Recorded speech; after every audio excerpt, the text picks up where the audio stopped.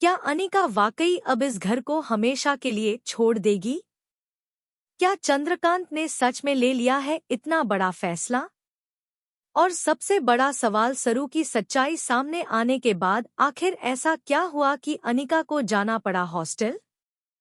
पूरा मामला अब जबरदस्त मोड़ ले चुका है और कहानी में आया है ऐसा ट्विस्ट जो सबको कर देगा हैरान। जैसे ही सरू की सच्चाई सबके सामने आती है, पूरे घर में माहौल एकदम गर्मा जाता है। वो सारे राज जो अब तक छुपे हुए थे, धीरे धीरे उजागर होने लगते हैं। अनिका की चालाकियों का भांडा फूट चुका है और अब कोई भी उसके साथ खड़ा नजर नहीं आ रहा। घरवालों की नजरों में अनिका की इज्जत पूरी तरह से गिर चुकी है। चंद्रकांत, जो अब तक चुप थे, आखिरकार गुस्से में आ जाते हैं और बड़ा फैसला सुना देते हैं।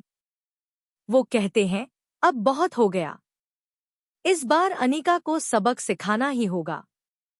ये घर अब इसके रहने लायक नहीं रहा, इसे भेजो हॉस्टल। दादी भी इस फैसले पर अपनी मुहर लगा देती हैं और अनिका को एक जोरदार तमाचा मारते हुए कहती हैं, ये थप्पड़ तुझे बहुत पहले मिल जाना चाहिए था। अनिका की आंखें नम हो जाती हैं, लेकिन अब बहुत देर हो चुकी है। कोई उसकी बात सुनने को तैयार नहीं है। वो सिर्फ एक ही बात सोच रही है, सबने मेरा साथ छोड़ दिया। चंद्रकांत साफ कह देते हैं कि अब अनिका को शहर के बाहर एक हॉस्टल में भेजा जाएगा जहां वह अपनी पढ़ाई पूरी करेगी। लेकिन क्या ये सिर्फ एक सजा है या इसके पीछे छुपा है कोई और बड़ा प्लान? क्या चंद्रकांत कुछ और भी छुपा रहे हैं?